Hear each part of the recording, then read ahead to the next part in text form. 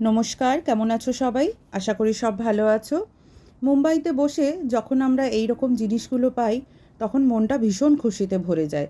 সবসময় তো এই জিনিসগুলো অ্যাভেলেবেল হয় না, অনেক কষ্ট করে খুঁজে এগুলো নিয়ে আসতে হয়।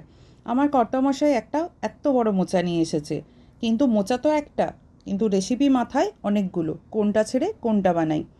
তাই ভাবলাম একটু মোচার চপ বানাই, বাইরে বৃষ্টিও পড়ছে। মোচার মধ্যে একটা স্টিক থাকে আর নিচের দিকে একটা পাপড়ির মতো থাকে, সেগুলো ফেলে দিয়ে মোচা বেছে নিতে হয়।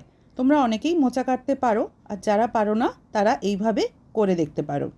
তারপরে মোচাগুলোকে কুচি কুচি করে কেটে একটু হলুদ জলে ডুবিয়ে রাখবো, না হলে কালো হয়ে যায়। আমি সমস্ত মোচাগুলোই ওই স্টিকটা আর পাপড়ির মতোটা ফেলে দিয়ে সব মোচাগুলোর ফুলগুলোকে কুচি কুচি করে কেটে নিয়ে হলুদ জলের মধ্যে ডুবিয়ে রেখে দিলাম। মোচার এই ভেতরের অংশটা খুব নরম হয়, এর আর ওইগুলো ফেলার দরকার হয় না। এইভাবে রিং রিং গোল গোল করে কেটে নিয়ে জাস্ট একটু বেছে নিলেই হয়। এই প্রসেসটা আমার শাশুড়ি মায়ের কাছ থেকে শেখা।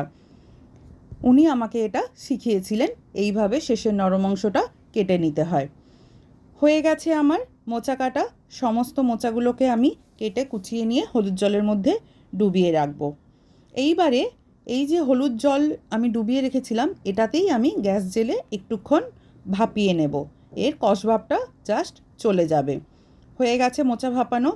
এইবারে কড়াই বসিয়ে আমি কিছু বাদাম ভেজে নেব। মোচার চপ বানালে আমি একটু বাদাম দিই, মোচার চপে বাদামের টেস্টটা ভালো লাগে। সর্ষের তেল দিয়ে বাদামগুলো আমি একটু ভেজে নিলাম। এবার এর মধ্যে আমি অ্যাড করব কিছু মশলা। এই যে পেঁয়াজ কুচি, কাঁচা লঙ্কা কুচি, আদা রসুন থেতো করে নিয়েছি। কোনো বাটা নয়, এগুলো জাস্ট থেতো করে নিতে হবে, তাহলে এর ফ্লেভারটা ভালো থাকবে। আর একটু বেশি পরিমাণে দিতে হবে। এতে আমি অন্য কোনো বিশেষ মশলা অ্যাড করব না, মেনলি এর পেঁয়াজ আদা রসুন কাঁচা লঙ্কার ফ্লেভারেই রান্নাটা হবে।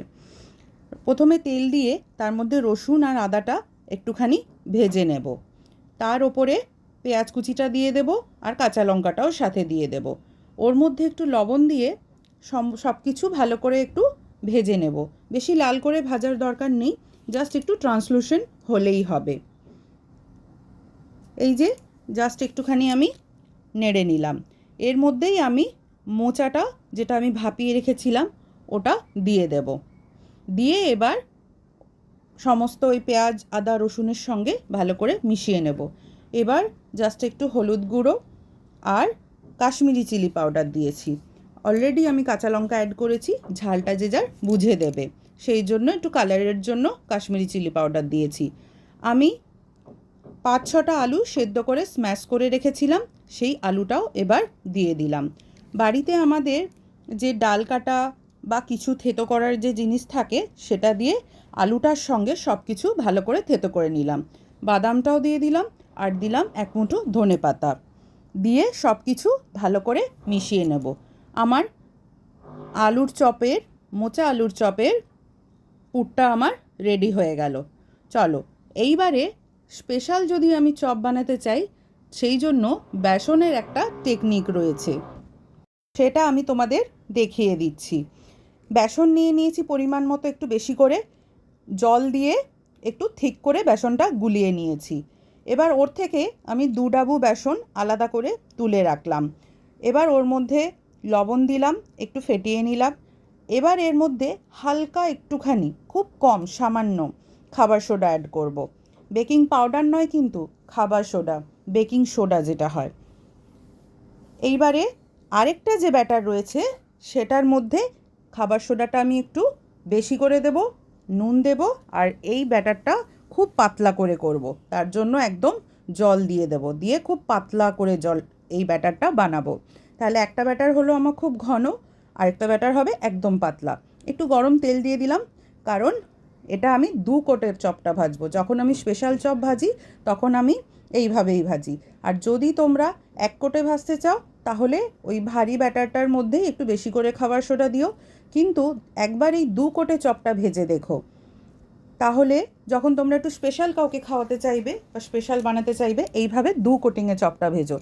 এত সুন্দর হালকা ফুরফুরে অথচ মুচমুচে হয়, সেটা না খেলে কিন্তু বুঝতে পারবে না। হয়ে গেছে আমি আলুগুলো নিয়েও চপের মতো গোল গোল করে চ্যাপ্টা করে এইবারে প্রথমে আমি ওই ভারী ব্যাটারটা দিয়ে এক কোট ভেজে নেব। ট্যাড়া ব্যাকা হয়েছে দেখতে, এটা নিয়ে মন খারাপ করার কিছু দরকার নেই, কারণ যখন আমি সেকেন্ড কোটটা ভাজবো তখন চপটার ওপরটা একদম স্মুথ হয়ে যাবে, চিন্তা করার কোনো দরকার নেই। আমি কয়েকটা প্রথমে ভেজে নিয়েছি, আরও এক খেপ একটু ওই ভারী বেসনটা দিয়ে ভেজে নিচ্ছি। এটা হয়ে গেলে আমি ওই পাতলা এইবারে ব্যাটারটা দিয়ে ভাজবো। হয়ে গেছে, তুলে নিচ্ছি। এই যে দেখো আমার এক কোটিংয়ে ভাজা হয়ে গেছে। তোমরা চাইলে এইভাবেও খেতে পারো আর একটু ভালো করে ফ্রাই করে, আর যদি স্পেশাল বানাতে চাও তখন তোমরা এটাকে নিয়ে ওই পাতলা ব্যাটারটার মধ্যে ডুবিয়ে নিয়ে তারপরে ভেজো। ওপরটা হবে হালকা ফুরফুরে মুচমুচে, আর ভেতরটা তো টেস্টি অবশ্যই। এটা ভেবো না যে আমরা 2 কোটে ভাজছি বলে খুব তেল টেনে নেবে, তা কিন্তু নয়। গ্যাসের ফ্লেমটা যখন সেকেন্ড কোটিংয়ে ভাজবে তখন গ্যাসের ফ্লেমটা থাকবে একদম হাই, জাস্ট দেবে আর 30 সেকেন্ডের মধ্যেই একটু এপিট লাল হয়ে গেলেই উল্টে দিয়ে তুলে নেবে। দেখো এইভাবেই আমি পরপর 2-3টে ব্যাচে আমার প্রয়োজন মতো আমি ভেজে নিয়েছি। এই সব জিনিসগুলো তো সবসময় বানানো হয় না, তাই যখন বানানো হয় তখন একটু স্পেশাল হলেই ভালো লাগে। দেখো শেপগুলো কিন্তু আর আগের মতো ট্যাড়া ব্যাকা নেই। এইবারে কি হয়ে গেল, মুড়ির ভাড়া হয়ে গেল, আর তার সাথে দিয়ে দিলাম 2টো কাঁচা লঙ্কা।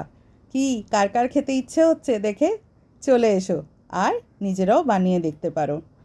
টাটা।